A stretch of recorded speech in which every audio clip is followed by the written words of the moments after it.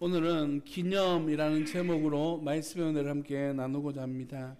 오늘 우리 본문을 조금 벗어났습니다만은 21절과 22절 말씀을 한번 보겠습니다. 이스라엘 자손들에게 말하여 이르되 후일에 너희의 자손들이 그들의 아버지에게 묻기를 이 돌들은 무슨 뜻이니까 하거든 너희는 너희의 자손들에게 알게 하여 이르기를 이스라엘이 많은 땅을 밟고 이 요단을 건넜음이라. 아멘. 오늘은 어린이 주일입니다. 오늘 어린이 주일에 여러분과 함께 무슨 말씀을 나눌까 고민을 참 많이 했습니다. 여기저기 본문도 찾아보고 고민을 많이 해봤는데 하나님께서 우리에게 주신 말씀 순서대로 지금 말씀을 살펴보고 있는데 오늘 본문 말씀이 순서로 다가왔고 또한 다루게 될 주제 또한 다음 세대를 향하여 주시는 말씀이 맞기 때문에 오늘은 그냥 그 순서대로 본문을 살펴보는 것으로 결정을 하고 여러분과 함께 말씀을 나누고 있습니다. 저희가 신학을 처음 시작할 때에 한참 유행했던 성경 공부 교재 중에 바이디온이라고 하는 바이디온 선교회에서 운영하는 그런 성경 공부 교재가 굉장히 유행을 했습니다. 그래서 대부분의 많은 교회들이 교단 공간을 사용하지 않고 바이디온에서 나온 공간을 사용해서 주일학교를 가르치거나 여름 성경학교, 겨울 수련회 등 다양한 방법으로 바이디온 선교회에서 나온 저 교재들을 이용했습니다. 거기에는 교사들을 위한 교육 프로그램 또한 있었는데 6년 동안 진행되는 프로그램이 있었습니다. 저는 거기에 네 가정 그래서 2년 동안 그 참여를 하고 편히 좀 그럴 수 있는 자격증을 수여받고 강사로도 조금 활동을 한 적이 있습니다. 거기를 대표하시는 목사님의 이름이 양승헌 목사님이십니다. 그분은 서울에 있는 대형 교회 이름만 되면 다 아는 그런 대형 교회 담임 목사님으로 가셨다가 바로 사임을 하시고 다음 세대를 세워가야 되겠다라고 하는 목적을 가지고 세대로 교회라고 하는 교회를 개척하셨습니다. 그리고 주일학교를 사역하는 전남교회로 귀하게 사역했던 그런 목사님이십니다. 그분이 쓰신 글, 그러니까 그분이 집필한 모든 교재에는 이러한 내용이 들어 있습니다. 제가 전체를 읽어드리겠습니다. 요나단 신드롬을 아십니까? 요나단 신드롬이란 한 세대가 다음 세대를 하나님의 세대로 세우는 일에 실패함으로 영적인 대가 끊기는 현상을 말합니다. 모세의 손자 요나단이 우상 숭배의 진원이 되어 자신과 가문과 민족을 무너지게 만든 사사기 18장 30절 말씀의 슬픈 역사를 보게 된 제가 지은 이름입니다. 이 심각한 질병은 오늘날 많은 가정과 교회와 사회 속에 깊이 파고들고 있습니다. 우리 교회도 이 신드롬에서 결코 멀리 있지 않습니다. 우리 아이들은 성경 공부를 지겨워하고 하나님께 예배하는 일에 식상해하고 교회를 시시하게 여기고 있습니다. 유아부에서 고등부까지 다음 세대의 출석률이 작년 예배 출석률의 절반이 넘는 교회가 그리 많지 않습니다. 특단의 조치와 노력이 없는 한 30년 뒤 우리 교회는 절반 이하로 줄어들 것임을 보여주는 이 급박한 현실을 직시해야 합니다. 그러나 실망하지 마십시오. 요나단 신드롬에 대한 확실한 치료제가 있습니다. 다음 세대를 세울 건강하고 바른 교사와 사역자를 세우기만 하면 됩니다. 당신이 바로 하나님이 찾으시는 그 사람입니다. 양승헌 목사님이 쓰신 모든 책에 기록되어져 있는 요나단 신드롬에 대한 이야기입니다. 요나단이라고 하는 사람은 다윗과 요나단 할 때 그 요나단이 아니고 모세의 손자 요나단입니다. 그런데 이 요나단은 그가 우상숭배에 빠지고 그 주변 사람들과 함께 우상숭배에 빠지게 되므로 하나님의 큰 심판을 경험했던 한 자녀에 대한 이야기입니다.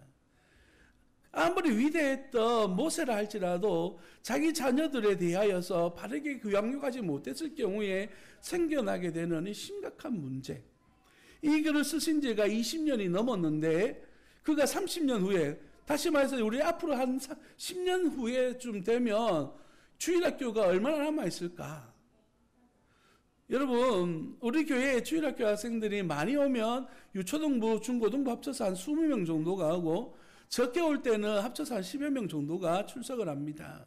우리 작은 규모의 교회이고 작은 출석률이기 때문에 작은 교회다라고 표현되어질 수 있을지 몰라도 전국으로 비해서 보면 우리는 상위 10% 안에 들어가는 교회입니다. 주일학교만.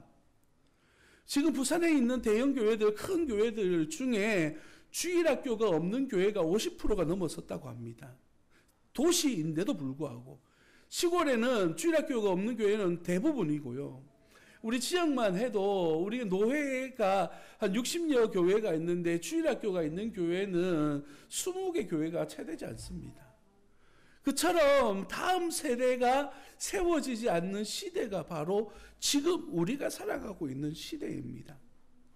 이런 시대에 오늘 여호수아와 그 백성들에게 주시는 하나님의 말씀이 우리에게 어떠한 교훈과 메시지를 주고 있는지 살펴봄으로써 우리가 무엇 해야 되는지, 어떻게 살아가야 될 것인지, 교회가 어떤 방향성을 가지고 달려가야 되는지에 대한 고민을 함께 하기를 예수님 이름으로 축복합니다. 오늘 본문 말씀 가운데 5절 말씀을 다 같이 한번 읽어보도록 하겠습니다. 5절입니다. 여호수아가 또 백성에게 이르되 4장 5절입니다. 다 같이 읽겠습니다. 그들에게 이르되 요단 가운데로 들어가 너희 하나님 여호와의 궤 앞으로 가서 이스라엘 자손들의 지파 수대로 각기 돌 한 개씩 가져다가 어깨에 매라. 하나님께서 이스라엘 백성들로 하여금 요단을 건너게 하셨습니다. 그 맨 앞줄에는 누가 있었냐 하면 제사장들이 하나님의 언약궤 법궤를 메고 요단강 안으로 들어갔습니다. 그리고 요단강이 갈라지게 되고 마른 땅으로 그 요단강을 건넙니다. 온 이스라엘 백성들이 지날 때까지 그 언약궤를 맨 제사장들은 물 한가운데에 서 있었습니다. 그리고 이스라엘 백성들이 다 지나갈 때까지 그곳에서 나오지 않습니다. 그리고 오늘 본 말씀이 명령으로 전달되어지게 됩니다. 요단 가운데로 들어가 너희 하나님 여호와의 궤 앞으로 가서 이스라엘 자손들의 지파 수대로 각기 돌 한 개씩 가져다가 어깨에 매라. 어깨에 맬 정도의 돌을 가지고 오라라고 하는 말씀은 우리가 생각하는 것처럼 조약돌, 아니면 주먹만한 돌 이런 수준의 이야기가 아닙니다. 모든 사람들이 볼 수 있을 만한 큰 돌을 준비해야 되기 때문에 어깨에 맬 만큼 큰 돌을 가지고 와야만 했습니다. 그리고 그것을 가지고 무엇하기를 원하셨냐 하면 6절에 보시면 이것이 너희 중에 표징이 되리라. 너희들을 위한 기념석을 삼겠다라고 그렇게 말합니다. 이 표징이라고 하는 단어를 찾아보니까 과거를 기억시켜주는 표로 기호, 증거, 기념이라는 뜻을 가지고 있습니다. 바로 하나님께서 행하신 구원의 놀라운 은혜를 증거하는 그러한 기념물로서 이 돌을 준비하도록 하신 것이죠. 우리들은 무엇인가를 기념할 때 어떻게 하고 있습니까? 요즘 가장 많이 흔하게 사용하는 방법이 바로 사진으로 기록에 남기는 겁니다. 그렇거나 아니면 그 상황에 맞는 선물, 기념물을 사서 내가 간직하거나 이웃에게 나누어 주는 그런 일들이 있습니다. 저는 아직까지 기억에 남는 기념물 중에 하나가 무엇이냐면 예물시계입니다. 저는 예물시계를 따로 받은 적은 없고 신혼여행 가면서 스와치 시계를 하나를 샀습니다. 근데 지금 어디 있는지 모르겠습니다. 기억조차 나지 않습니다. 그런데 아직 기억에 남는 것은 분명히 그걸 샀다라는 기억이 남아 있습니다. 결혼식이 벌써 20년이 넘었지 않습니까? 근 30년 가까이 다 되어가고 있는데 그때 기억들 속에 제 뇌리에 남아있는 몇 가지 기억 중에 하나가 그 시계, 신혼여행 갈 때 썼던 선글라스, 지금 어디 갔는지 누구에게 맡겼는지 기억나지 않는 서약했던 성경책, 이런 것들이 기억 속에 남아있는 기념물로 남아져 있습니다. 여러분들은 여러분이 기억하기를 원하시는 기념물들이 어떤 것이 있습니까? 이스라엘 백성들로 하여금 하나님께서 이러한 기념도를 가지게 하신 이유가 무엇이겠습니까? 바로 이스라엘 너희 백성들이 하나님의 약속을 믿고 그 한 걸음을 내딛었을 때에 일어났던 놀라운 은혜와 기적을 경험했던 그 현장을 기억하라라고 하는 말씀입니다. 여러분, 홍해와 이 요단강의 차이에 대해서 지난 시간에 말씀드렸습니다. 홍해는 하나님께서 그 능력을 상징하는 지팡이, 모세와 그 지팡이로 상징되어지는 능력을 중심으로 합니다. 그래서 많은 사람들이 먼저 능력이 있는 것을 보고 그 능력 따라 살아갔습니다. 표현이 죄송합니다만은 수동적인 삶으로 그들은 하나님의 말씀에 순종했어요. 그런데 이 요단강은 조금 다릅니다. 먼저 하나님의 말씀을 듣습니다. 그리고 너희가 순종해라고 하는 부르심이 있습니다. 그리고 난 다음에 행동을 옮겨지게 될 때에 나타나는 기적과 능력을 이야기하는 것이죠.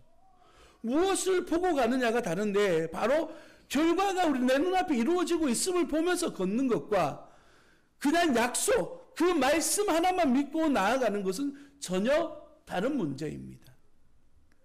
이스라엘 백성들이 목말라 배고파 부르짖을 때 하나님께서는 어떻게 하셨습니까? 만나와 메추라기를 바위에서 물을 내셨어요. 그리고 그것들을 경험하며 살아왔던 백성들입니다. 그런데 이제 약속의 땅 가나안에 들어선 이스라엘 백성들은 그러한 현상을 바라보며 살아가는 사람들이 아니라 오로지 하나님의 말씀을 붙들고 살아가는 사람들입니다. 하나님께서 이렇게 하라라고 말씀하셨을 때에 순종하여 나아가는 것이죠. 오늘 본문 말씀에 특징이 하나 있는데 그것이 뭐냐면 먼저 하나님께서 여호수아에게 이야기합니다. 그리고 그 말씀을 들은 여호수아가 이스라엘의 장로들과 그 백성들에게 명령을 하달합니다. 그러면 그 백성들은 그 말씀을 듣고 순종하여 나아가서 기적을 일으킵니다.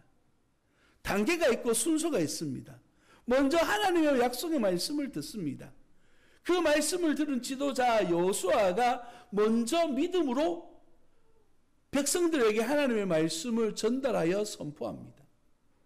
그리고 그 말씀을 듣는 이들이 여호수아의 말이 곧 하나님의 말씀인 줄 확신하고 믿고 그 삶으로 실천해 나아가서 이루게 되는 기적의 사건이 바로 오늘 본문 말씀의 이야기입니다.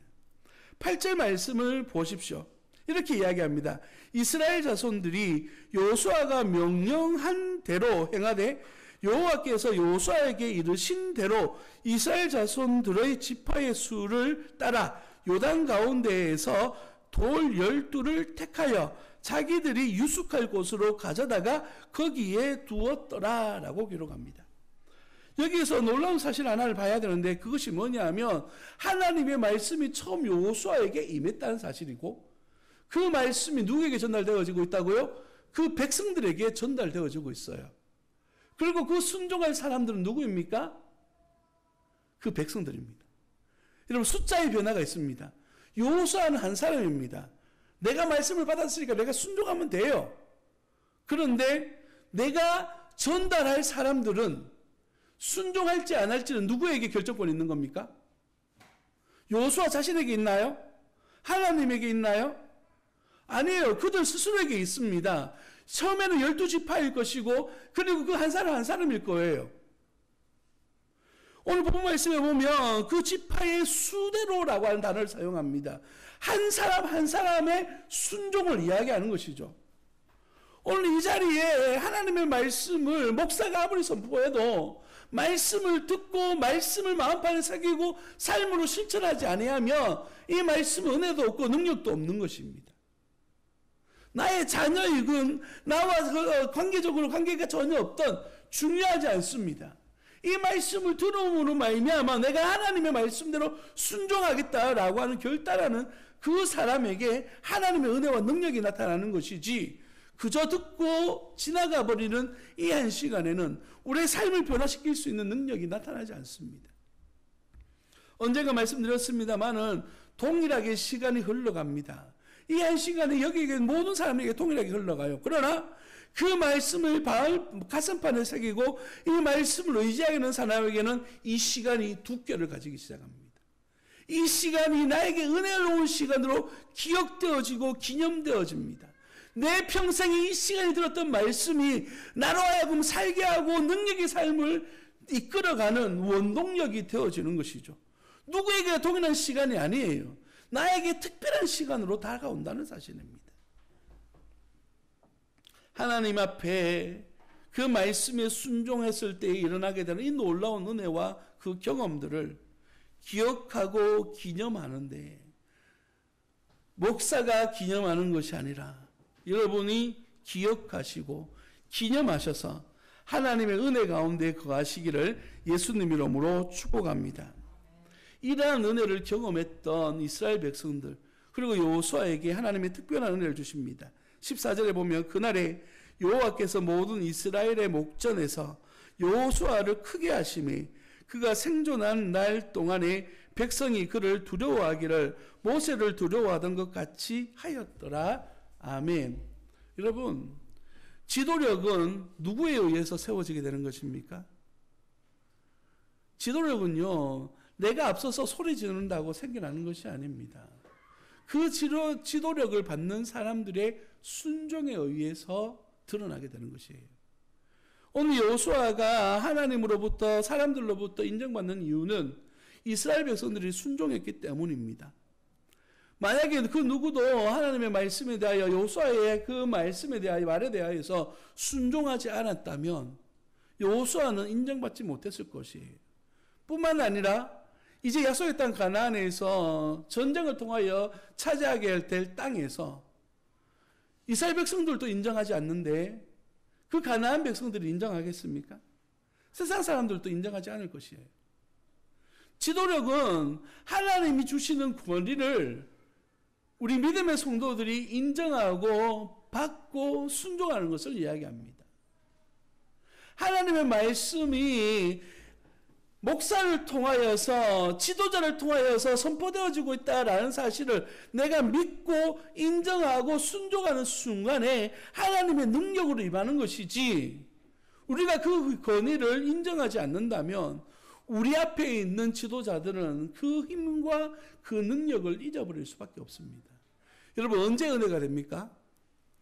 그 말씀에 대한, 그 말씀을 전하는 사람에 대한 신뢰가 있을 때에, 관계성이 회복되어졌을 때에 은혜가 되어져요. 저 사람 너무 싫어. 그러면 그 사람이 하는 모든 말이 어떻습니까? 안 좋게 들립니다. 짜증스럽게 들리고 화가 나게 됩니다. 똑같은 말, 똑같은 단어를 사용하는데 어떨 때는 기쁘고 즐거움으로 들려지지만 어떨 때는 짜증스럽고 어떨 때는 정말 고통스러운 이야기로 들려질 때도 있습니다. 그 권위를 어떻게 인정하느냐의 문제인 것이죠. 그래서 이스라엘 백성들은 가지고 온 기념석을 세우고 그것이 무엇인가에 대해서 질문할 때에 이렇게 대답하라고 말하고 있습니다. 21절 말씀입니다. 이스라엘 자손들에게 말하여 이르되 후일에 너희의 자손들이 그들의 아버지에게 묻기를 이 돌들은 무슨 뜻이니까 하거든이라고 말합니다. 이때에 22절 말씀을 보시면 너희는 너희 자손들에게 알게 하여 이르기를 이스라엘이 마른 땅을 밟고 이 요단을 건넜음이라 라고 말합니다. 사랑하는 성도 여러분, 이 강은 어떤 곳인지 아시죠? 물기가 있고 축축한 그런 곳이었을 거예요. 그런데 마른 땅을 건넜다라고 표현합니다. 그만큼 그들에게 있어서는 기억에 남을 만한 경험이었다는 것을 이야기해요. 그러나 그 일들을 알지 못했던 다음 세대가 일어나면 어떻게 될까요? 카더라. 그런 일이 있었다 카더라. 이걸로 끝나버리겠죠. 그러나 기념석을 바라보면서 아버지 저게 뭐죠? 어떤 이유이죠? 라고 말했을 때 하나님께서 우리로 하여금 이 길을 건너게 하셨어 라고 말하게 하시는 거예요. 여러분, 여기서 중요한 사실 하나는 뭐냐면 이것을 전해주는 사람의 경험이 중요합니다. 만약에 이 일들을 전해 들었던 사람이 또 전한다라고 생각해 보십시오. 그 말의 권위가, 무게가 어땠을까요? 낮아지겠죠. 여러분, 제가 말하는 말씀을 잘 이해하셔야 됩니다. 처음에 경험했던 사람을 우리 뭐라고 부르냐면 사도라고 부릅니다. 예수님을 직접 경험하고 그 말씀대로 순종했던 사람을 사도라고 불러요. 그리고 그의 제자를 뭐라고 부르냐면 속사도라고 부릅니다. 그 제자들에게 배웠던 사람. 그리고 그 제자들에게 배웠던 사람을 뭐라고 부르냐면 교부라고 부릅니다. 그러니까 그 쓰는 명칭이 달라져요. 그러면 그 사람들의 이야기들이 거짓말로 변하게 됩니까? 아니죠. 그런데 그 말에 대한 권위를 이어가기 위해서는 그 전하는 스승의 믿음, 그 스승의 은혜, 그 스승의 경험이 다음 세대를 세워가는 자녀들에게, 제자들에게 큰 영향력을 미친다는 것이에요. 내가 믿지 않고 내가 확신하지 않은 상태에서 다음 세대에게 가르칠 수 있을까요? 아버지 되어지는 내가 이 일에 대한 경험이나 이 일에 대한 은혜나 이 일에 대한 확신이 없다면 우리 자녀들에게 바르게 주의 복음을 증거할 수 있을까요? 다음 세대를 세워간다라고 하는 것은, 오늘 기념비를 세워간다라고 말하는 것은 나로 하여금 먼저 확신이 서 있느냐, 네 믿음이 먼저 그 바위 앞에서 굳건한 믿음을 보여주고 있느냐를 질문하는 것입니다. 사랑하는 성도 여러분, 여러분의 믿음이 얼마나 바르게 서 있냐가 여러분의 자녀의 믿음을 결정짓는 것이에요. 나는 그렇게 생활하지 못하면서 넌 이렇게 생활해 라고 말한다는 건 어불성설에 지나지 않습니다. 물론 하나님은 은혜이시고 능력이시기 때문에 각자 다양하게 역사하실 것입니다. 그러나 오늘 말씀의 원리로 적용해 보자면, 우리가 먼저 믿음 안에 복음 안에 세워지지 않는다면 다음 세대를 세워간다는 것은 결코 우리에게 주어질 은혜라고 말하기가 쉽지 않다는 것입니다. 하나님의 나라는요, 우리 대해서 끝나서는 안 돼요. 우리의 믿음의 자녀들이 그 믿음 안에 서지지 않는다면 우리 믿음의 대가 여기서 끊어질 수밖에 없어요. 며칠 전에 우리 친척들이 저희 집을 방문했습니다. 그러면서 그 친구가 딱 와서 이야기하는 고등학교 2학년 친구인데, 우리 가족들은 듣고 잊어주십시오. 이제 제가 목사니까 이렇게 물어보는 거예요. 교회를 저 다니고 있는데 안 믿어지면 어떻게 해요? 이렇게 딱 질문하는 거예요. 믿음이 잘 안 믿어진다는 거예요. 성경 이야기들이. 그럼 어떻게 해야 되겠습니까? 이렇게 물어보더라고요.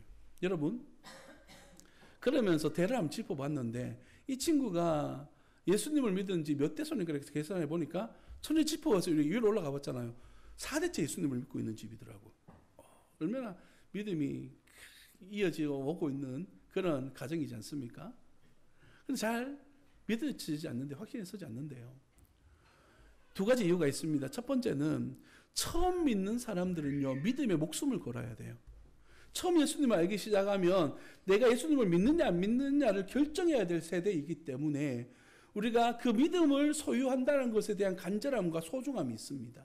그래서 이 말씀을 놓치지 않으려고, 이 믿음을 놓치지 않으려고 하는 간절함이 있어요.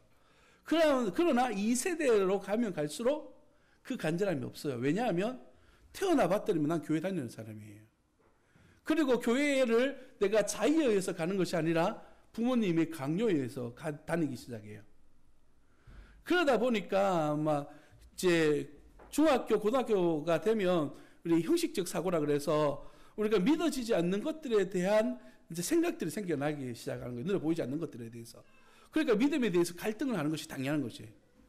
그런데 부모님 어떻게 해요? 열심히 교회 다녀야지. 교회 안 나오면 막 뭐라 하고, 믿음에 대해 갈등이 있는 것에 대해서 별로 생각하지 않아요. 그래서 교회가 해야 될, 다음 세대 세워가는 주일학교 해야 될 역할이 여기 있는 거예요. 이 아이들에게 하나님 나라 복음을 계속 가르쳐야 돼요. 믿음이 무엇이고 복음이 무엇이고 내가 어떻게 예수님을 믿어야 되는지. 그렇게 믿음에 대해서, 말씀에 대하여서, 하나님에 대하여서 끊임없이 배워가게 될 때에 성령 하나님께서 그 필요와 그 때에 맞추어서 역사가 일어나게 하시는 거예요. 여러분 어떻게 예수님을 믿었어요? 여러분 어떻게 예수님을 알게 됐어요? 저도 믿음의 2세대인데요. 처음부터 믿어지지 않았어요. 중학교, 고등학교 졸업할 때까지만 해서도 신학교 1학년, 2학년 때까지 2학년 초반까지만 해서도 크게 믿음이 없었습니다. 근데 신학교 2학년 때 갑자기 찬양을 통해서 하나님께서 내게 임하시고 나에게 말씀하시고 나에게 나로 하여금 하나님을 경험하게 하시는 특별한 은혜의 시간이 있었습니다. 그리고 믿음에 대해 확신을 가지고 살아가고 있는 거예요. 각자의 만나는 시간들은 다 다르지만 하나님께서 반드시 만나주신다는 거예요. 그런 믿음의 확신으로 내가 먼저 서 있지 않으면, 부모로서 그런 굳건한 믿음을 가지고 있지 않으면 내 자녀들 세워가기가 쉽지 않다는 거예요. 내가 흔들리는데 내 자녀들 바르게 세울 수 있을까요? 그래서 우리가 오늘 신유사님이 기도하시는 것처럼 우리 다음 세대들이 내 믿음을 보고 바르게 설 수 있도록 우리는 믿음 안에 바르게 서기 위해서 노력해야 되는 것입니다. 수고로움을 아껴서는 안 되는 것이에요. 복음을 위하여서 주일날 예배에 참석하고 하나님 앞에 찬양하고 헌금하고 우리 주님 앞에 헌신하는 모든 시간들을 정말 소중하게 생각하고 내 모습을 통하여 우리 다음 세대들이 보고 따라온다는 사실을 깨닫고 우리 주님 앞에 세워져가는 하나님의 사람들이 되시기를 예수님 이름으로 축복합니다. 마지막 24절 말씀을 보십시오. 이는 땅의 모든 백성에게 여호와의 손이 강하신 것을 알게 하며 너희가 너희의 하나님 여호와를 항상 경외하게 하려 하심이라 하라라고 말합니다. 이러한 기념석을 통하여서 우리 믿음의 모습을 통하여서 우리 자녀들이 어떻게 해야 된다고요? 여호와를 항상 경외하도록 하나님을 향하여 서도록 만드는 결과물을 가지도록 우리의 삶을 기념석으로 세우기를 원하신다는 거예요. 오늘 이 말씀의 핵심은 그렇습니다. 여러분이 지금 이 돌을 바라보는 것이 아니라 여러분이 그러한 기념석이 되어지기를 예수님 이름으로 축복합니다. 그래서 여러분의 믿음을 보고 다음 세대 자녀들이 세워져가는, 또한 세움교회는 여러분의 헌신과 여러분의 드려짐을 통하여 다음 세대를 세우는 교회로서 몇 년 후에 문 닫는 교회가 아니라 다음 세대를 세워감으로 말미암아 100년의 역사를 써내려가는 교회가 되어지기를 예수님 이름으로 축복합니다. 지금 우리 주변에도 몇몇 교회들이 문 닫았습니다. 이 지역에 있는 바로 옆에 있는 교회도 지금 한 교회, 우리 교단에 있는 한 교회가 문을 닫았어요. 그리고 닫는 교회들이 속출하고 있습니다. 여러분, 남의 일이 아니에요. 지금 우리가 긴장감을 가지고 하나님 앞에 서지 않으면 우리도 그러한 모습을 보일 수밖에 없는 거예요. 지금 10,000교회, 20,000교회 가까이가 지금 문을 닫아가고 있대요. 우리가 더 정신 차리고 하나님 앞에 예배하는 하나님의 사람들이 되시기를 예수님 이름으로 축복합니다. 기도하겠습니다.